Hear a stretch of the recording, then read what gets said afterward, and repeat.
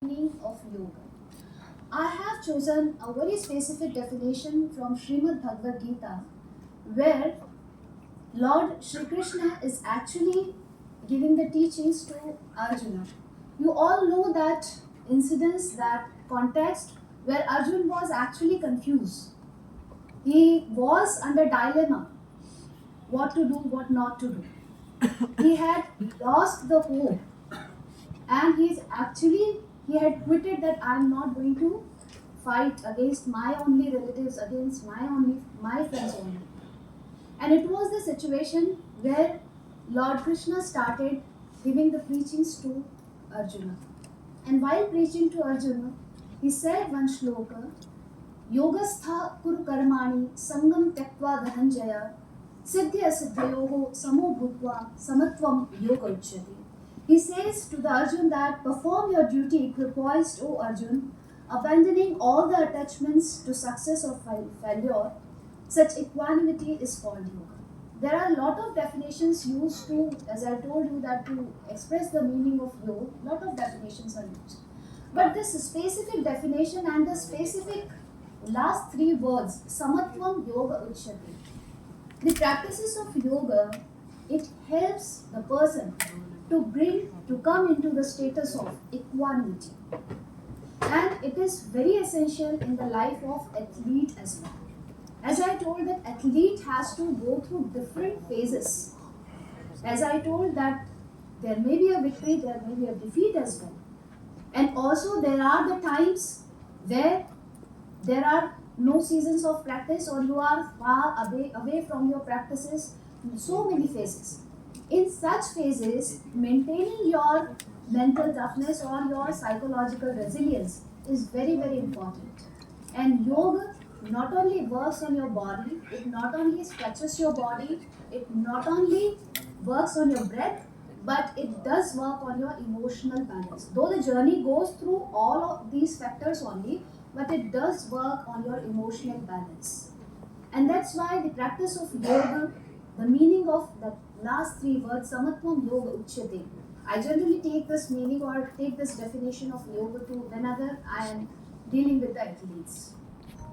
So this is how the definition of yoga is given in Srimad Bhagavad Gita. Now we'll see the concept of mental toughness and recovery. To know the concept is very much necessary, then only we can relate them all those things with the science of yoga and meditation. So that's why I have mentioned here the concept of mental toughness. Mental toughness is the ability to maintain a positive mindset, control emotions. As I told you, that an athlete not only has to deal with the body, but with the mind as well, with the emotion as well. So mental toughness is the ability to maintain a positive mindset, control emotions, and persevere in the face of adversity, ultimately leading to improved performance. Now this mental toughness is very essential for pushing the limits of the athlete. He or she has to maintain his or her positive mindset. Also, he or she has to control the emotions, whether he is on the field or off the field. The emotions are needed to be controlled. Also, the athlete has to work in the time of adversity as well. There may be climatic changes, there may be family problems, there may be so many issues on the field and off the field. So he or she has to deal with all those challenges, and for that, mental toughness is required. And recovery is also very important in sports science, because once an athlete is injured, he or she has to be out from the practice. And the recovery part, how much faster is the recovery part? That much faster he or she will be again be able to join his or her field. So recovery part is also very important, and recovery in sports science is the time and process that allows athletes to repair and rebuild the tissues and muscles after intense physical activity. Now we'll see that what is the science behind this mental toughness and recovery. What are the factors which determine the mental toughness and recovery part of the athlete? See, it's the very first part for mental toughness is the psychological resilience. And psychological resilience is the ability of the athlete to adapt the situation, to adapt the adversity, and bounce back after the setbacks. We see sometimes a player on, if we just take the example of cricket, sometimes a player performs very well, and sometimes it happens that he or she may not be able to perform. So, whenever adversities are there, or as I told you that injuries are there in the career of the athlete, after that period, how or he or she manages and comes back to the field. That psychological resilience is required for that. And psychological resilience is actually your mental strengthening, your mind strengthening, your emotional balance. These all things are actually helping you to build up your psychological resilience. Then the cognitive control. How much nice cognitive control the athlete has. The cognitive control involves your focus to concentrate, to emotional regulation, and also it helps the athlete to stay calm under the pressure. In further slides, we will see that how yoga and meditation are going to help in all these things. But the cognitive control is also going to help the athlete on and off the field. And the next thing is neuroplasticity. The science of mental toughness and recovery, it depends on neuroplasticity as well. And neuroplasticity is actually the ability of the athlete's abilities of brain to rewire itself with consistent practice. Neuroplasticity is actually related with your neurogenesis, where your process of generating new neurons takes place. So, neuroplasticity, cognitive control, and psychological resilience. These are the factors which are actually supporting the mental toughness and recovery phase as well. Now, further, we will see that how the yoga is going to help in mental toughness and recovery. The very first practice of yoga is actually making yourself aware about your body and aware about your mind. Yoga, whenever this word yoga is used, is actually made up from the yuj dhatu. And this yuj is used in three meanings. There are three meanings of this yuj dhatu. One is yuj sanyamani, yuj samadho, and the most important, which is commonly used amongst the people, is yujira yoga. When we talk about yujira yoga, we talk about the union of, in deeper sense, it is used as the union of soul with the supreme soul. But if we talk about at a general level, it first actually teaches you to join or to make you aware body about your body and then your mind. So you actually work on the union of your body and your mind also. And when you have control on your mind, and yes, also between this body and mind, there is important chain of breath. In Hatha Pradipika, there are so many texts of yoga. In Hatha Yogic text, there is one text, Hatha Pradipika, where there is importance of Vayu or Pran is mentioned. Where it comes that Chale Vate Chale Chittam, Nishchale Nishchalam Bhave. Chale Vate means is actually denoting the Prana Vayu. So Chale Vate, until and unless it doesn't become stable, your mind is not going to get stable. Chale Vate means when the pran is unstable, your breath is unstable, chale chittam. Your chitta, your conscious, your mind will also be unstable. And nishchale nishchalam bhavi. When your breath is controlled, your mind is also controlled. So yoga actually, it teaches you. From your body, it takes you towards your breath, then from breath, it takes you to your mind, and then the further journey goes on. So, when you practice yoga, you start getting aware for your mind. The mind body awareness, when it increases, then your mindfulness increases, and also it improves your focus and clarity, which helps the athlete to stay present during the competition. It increases the mindfulness of the athlete, and this mindfulness helps the athlete to be alert during the practice, during the matches, and during that sporting journey as well. Then the breathing techniques, pranayam. pranayam, as in my previous lecture also, the importance of pranayam was mentioned very well. The practice of pranayama increases the oxygen flow in your body. It helps in the faster recovery from the injuries. Also, helps you in the better performance, because when you have good breathing, when you have increased breathing or increased powerhouse of oxygen, then it helps you in your endurance. It also helps you to boost your stamina. It also increases your cardiovascular capacity. Then also the practice of pranayama teaches you to have control on your nervous system. Our parasympathetic nervous system is activated by the practice of the yogic techniques. When I am using the word yogic techniques, I am using all the practices of asana as well, pranayama as well, meditation as well. Because this journey starts from the body only.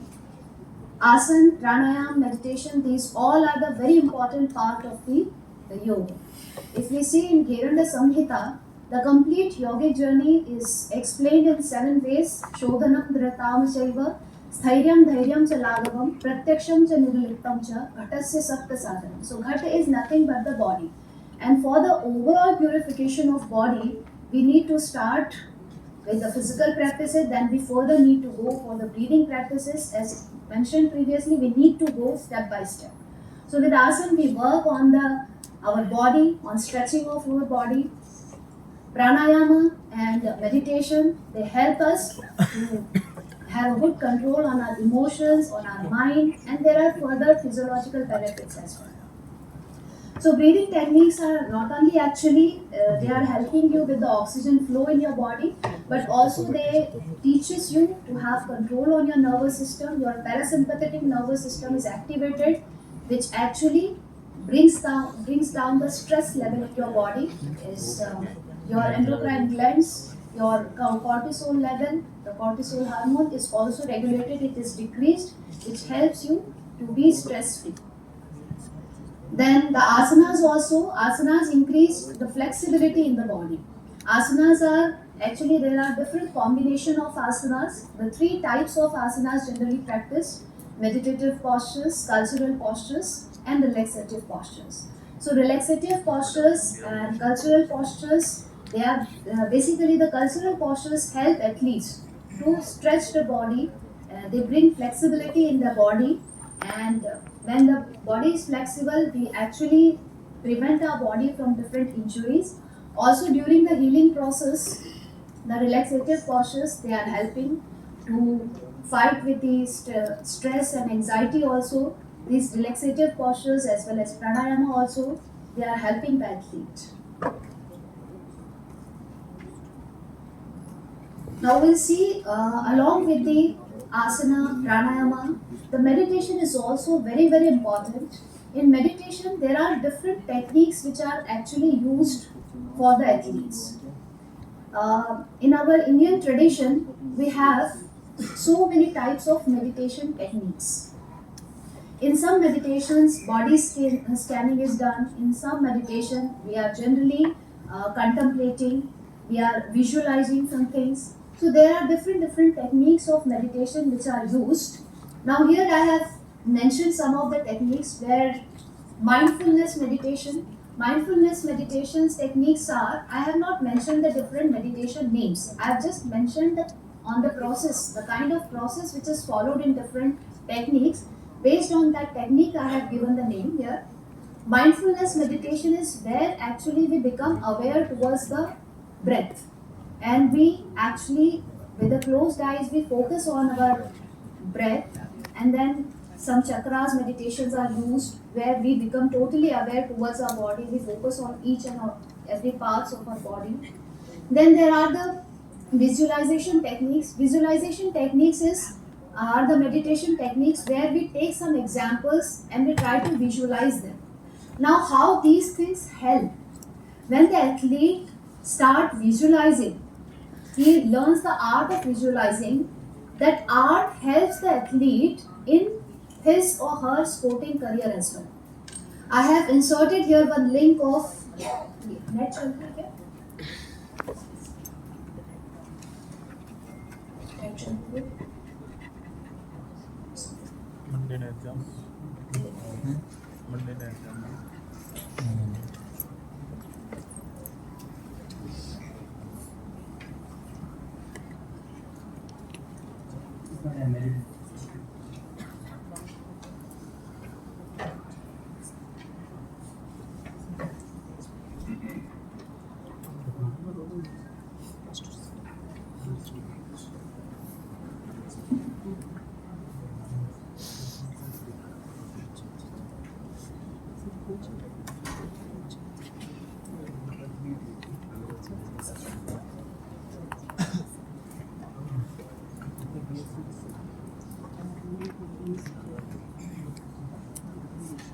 Now here there's a video of Virat Kohli. We all know him very well.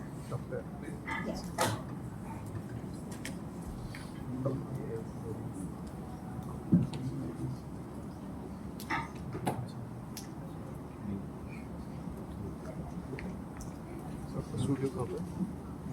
Realization that you speak about and how important has it been? You know, I was just chatting to you about a game and I'm like, what are you doing? And I remember I was just chatting to you about a game and I'm like, what are you doing, Virat? And he said, no, I'm just visualizing me playing at Lords and I've already scored I 100. think it's audible. I'm thinking, absolutely mad guy. What is he talking about? So 2 months later, what is this process of visualization that you speak about and how important has it been in your journey so far? Massive. Visualizing taking on probably the most dangerous bowler in the world at the moment, Mitchell Johnson, and someone who told me you're a fool, that you're literally going in there and wanting to get under his skin or taking him on straight away. But for me, there always have been two options for me. Either it's fight or flight, and I've never taken flight. And I remember I was just chatting to you about a game and I'm like, what are you doing, Virat? And he said, no, I'm just So here you visualizing can me see playing at Lords. how Virat Kohli is actually explaining the importance of visualization, which helped him in his career. So visualization is very, very important. When we want to see ourselves somewhere, we need to visualize it. And meditation gives you the power to visualize. Also, your physical practice is helpful in your sports, but also your mental strengthening, your visualization is very important. And different meditation techniques involve visualization. This visualization techniques actually teaches you to visualize your victory in your career, in your sporting career.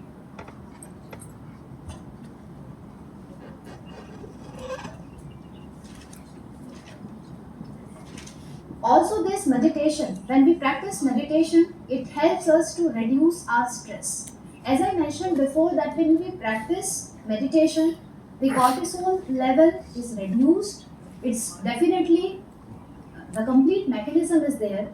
Our glands, endocrine glands are affected. When we are into meditation state, when we are calm, our parasympathetic nervous system is activated, and that in all helps us to reduce the stress level. And remaining free from the stress is very, very helpful for the athlete. If the athlete is under stress, under pressure, there is a kind of positive stress as well. The positive stress is actually helping the athlete to do good. But when it gets into negative mode, then it is not good for the athlete. Then it may hamper the practice of the athlete, it may hamper his or her career as well. It may take the athlete on wrong ways also. So stress reduction is again an outcome of the practice of meditation. Then restorative meditation.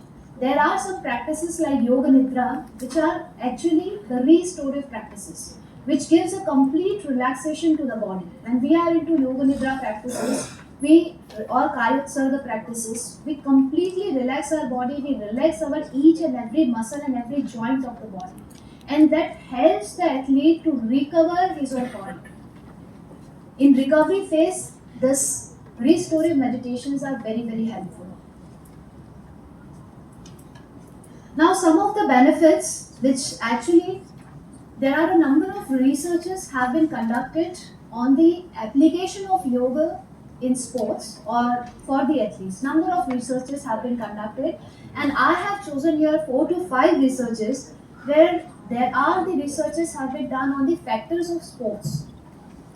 Here I am going to share one research which is done in 2016, and this research was done by Cosgrove, They worked with college athletes for 10 weeks and they added the yoga to their regular training. Whatever training they provided, they added the yoga capsule also in that. And now the result you will see that they actually saw the better flexibility. That was obvious. They didn't conduct the study to see the flexibility, but that obviously that flexibility came. But along with that, what shocked the researchers was the yoga improved their balance, core strength, and neuromuscular control. So when we combine the yoga practices in the athlete's routine, it not only increasing the flexibility, but also it is increasing their balance, mental emotional balance. Their core strength was also improved, and their neuromuscular control was also improved. Not only this much, again it helped in reduced stress and sharpened focus. The second research was conducted by Kuku Swamiji in 2020, where the athletes practicing pranayama for 8 weeks. Athletes actually practiced pranayama for 8 weeks, and the result was lower cortisol levels, as I told, the stress hormone, the lower cortisol levels, and sharper focus and reduced anxiety. The outcome into 2020 was established. Again in 2013, the research was done by Shirley Tallis, and this result actually, the finding in this study was that the yoga improved the decision making speed and the reaction time of the athletes. One more research in 2019 was done by Swan and Hopkins. Swan and Hopkins studied professional runners who incorporated yoga into their training for 6 months. They were actually professional runners, and the routine of yoga was also combined into their training. And what was the result? A significant drop in hamstring injuries, lower back pain, and joint instability. So see, in the sports, you can work on prevention of injuries also by the practice of yoga.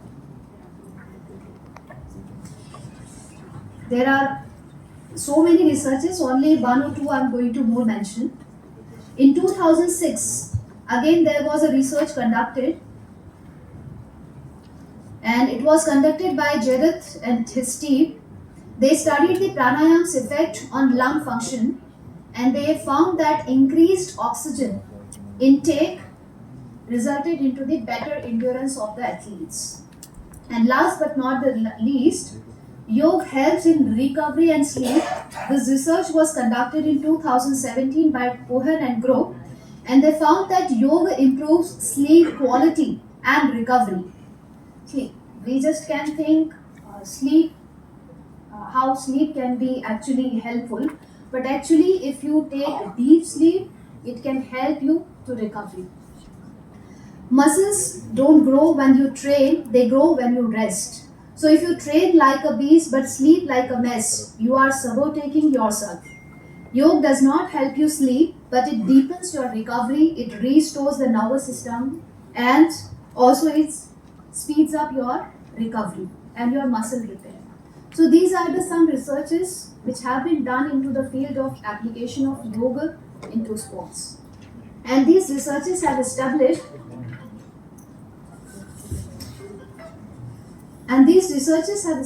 that how the practice of yoga and meditation help the athlete into their sporting field. Now here are some real life examples. These are some very prominent athletes whom we know.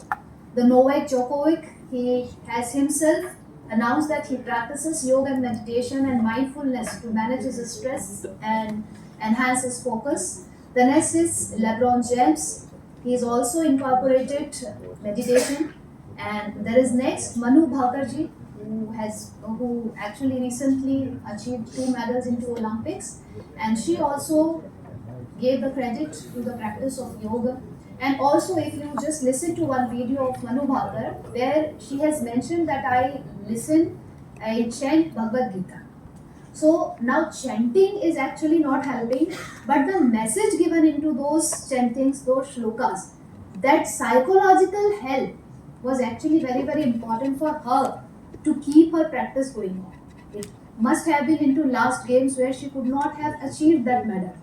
But practicing for last 4 years and maintaining the mental stability, emotional stability, that I could do again, I could achieve again, that resilience is actually required, and that yoga helps in that psychological resilience. Now, researches I've already mentioned, and researches, as I told you, that the researches which have been done into the field of yoga and sports science, they have established that yoga works in, it helps your stimulating parasympathetic nervous system, which promotes your relaxation and reduce your stress. Then also, researchers have proved that regular yoga practice enhances your brain function related to focus and emotional regulation. And meditation again helps you to lower your cortisol level, it improves your sleep quality and accelerates your muscle recovery. And scientific studies link meditation to improved attention span, quicker reaction times, and reduced burnout. These are some common yogic techniques which can be combined into the general training routine of the athletes. Yoga Nidra. Yoga Nidra is actually a relaxation technique, a kind of restorative meditation, where the athlete relaxes his or her body completely. And it's definitely done into the guidance of a guru or a teacher, then it helps a lot. Then Preksha Dhyan, there are various meditation practices. You can choose any one. Preksha Dhyan is a meditation practice where we actually visualize. We do a lot of visualization, which gives us the power to increase our visualization capacity. Then Anulom Vilom Pranayam, as mentioned, it helps us to balance our parasympathetic, sympathetic nervous system. It makes us calm. It also helps you to elongate your breath. It works on your respiratory system, also your physical, different other systems as well. Then Brahmari Pranayam is again very important for your improved brain functioning, to keep you calm, to increase your focus. Surya Namaskar is generally a combination of 12 postures, and that gives an overall stretchability to your body. It combines forward bending, combines backward bending also, leg stretching also. So this is a perfect combination of all the postures. Then cultural yoga postures. If you just want to increase your routine, there are some very good cultural yoga postures, which are like Paschimottanasana, Ushtrasana, Sarvangasana, Matsyasana, Bhujangasana. Because generally, the basic asanas, they not only increase your flexibility, but they also help to build up the strength, and they improve the neuromuscular coordination. So these asanas are also very, very important practices, and it should be combined into the athlete's routine. And meditative yoga postures, they help the athlete to keep calm, and also the meditative postures, they work on your hamstring flexibility, they make you sit for longer time, so your physical stability increases. Your physical stability gives you the strength to have your mental stability. So these are some yogic techniques which can be combined into the routine of athletes. Last but not the least, integrating yoga and meditation into training routines can be the game changer for athletes aiming to perform at highest level both physically and mentally. I also am not only a professor at Patanjali, but I am an athlete as well. Here are some of the prominent figures who are sitting, who have seen me practicing for last many years. I had to, between this journey, I had to go through my pregnancy phase as well, the delivering a baby as well, and this was a phase which was enough to make me think that now I should stop playing. Because our like yogasana sport, if we talk about the yogasana sport, it actually the major factor is flexibility. So a gap of 2 to 3 years was enough to make me believe that now I should stop. But it's the practices, the pranayama practices, the meditation practices, which helped me to stay calm, to have that in the emotional balance, that yes, I can practice it again, I can achieve again, and recently I got a gold medal again in senior national. I just would like to show one video here And it's not only actually I'm showing my achievement, but I'm just willing to show you that how mental toughness is a byproduct, is an outcome of the practice of yoga and meditation. Um,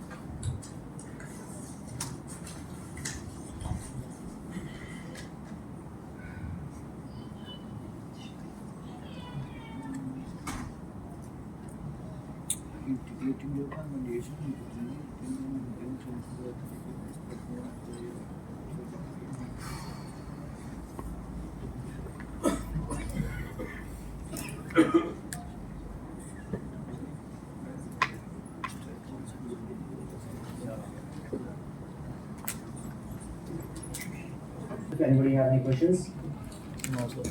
yes.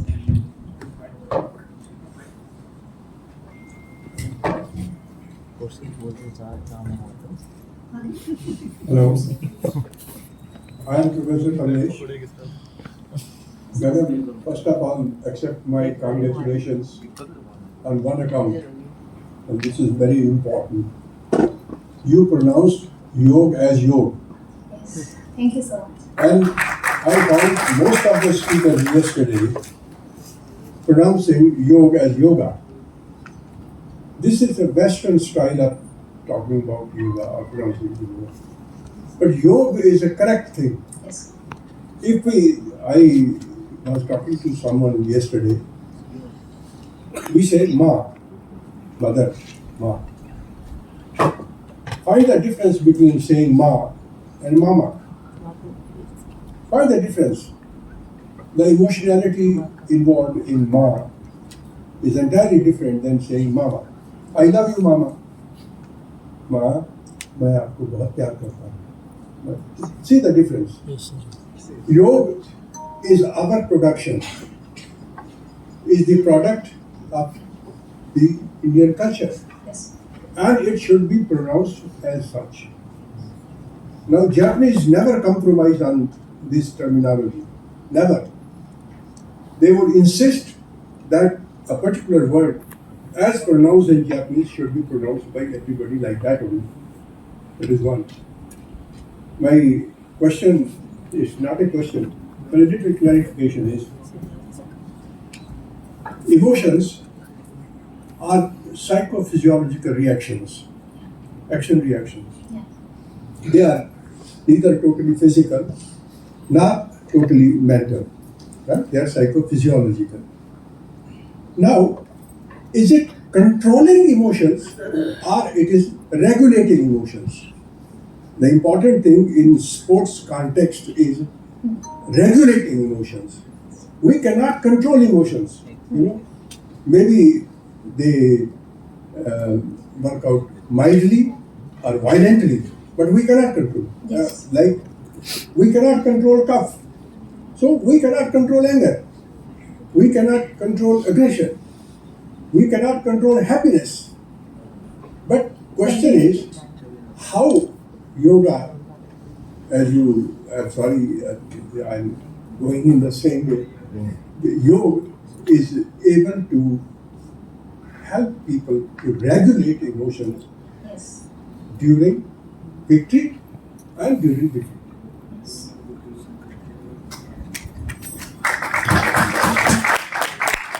Again, I would like to start here with that shloka, Chale Vate Chale Chittam. So when we actually don't have the regulation on our breathing, when we don't regulate our breathing, we cannot regulate our emotions. So when we practice pranayama, it gives us actually to have regulating power on our emotions, and it does not happen in a single day. When we practice continuously pranayama, slowly and gradually we start working on our regulation of emotions. So the practice of pranayama actually leads you towards the regulation of emotions. My point was whether to use the word control. No, regulation is correct. Regulation. Yeah. See, everyone feels anger, but how you are managing or how you are regulating, how you are expressing, you are very yes. So regulation of actually emotions, which is actually a product of. Managing. So anything else? Ma'am, talk about visualization, just want to know what intervention, what type of visualization, because you shown a video of Virat Kohli. Yeah. Visualization is used by Michael Phelps also. There are Olympians who are using it. Yeah. So there are different techniques in what we can enhance the skills. In one we can think about the stress. So in yoga, what type of visualization techniques you use? Yeah, in yoga actually there are techniques of different meditation techniques where we actually first do the scanning of body and first we start visualizing different things. Like in Yoga Nidra also after relaxing the body, in Preksha Dhyan also after Kayut Sarga, we do actually contemplation. In contemplation we actually first start with some colors, then we start with some natural sceneries. There is a long procedure of that. So we do with these things, we actually increase the capacity of our mind. Because right now, if I tell you that you just close your eyes and you start seeing this thing, it will not happen. But when you start regularly sitting with the closed eye, you start daily focusing on your breath, you daily start practicing that. So after some days, it starts happening that you are able to visualize what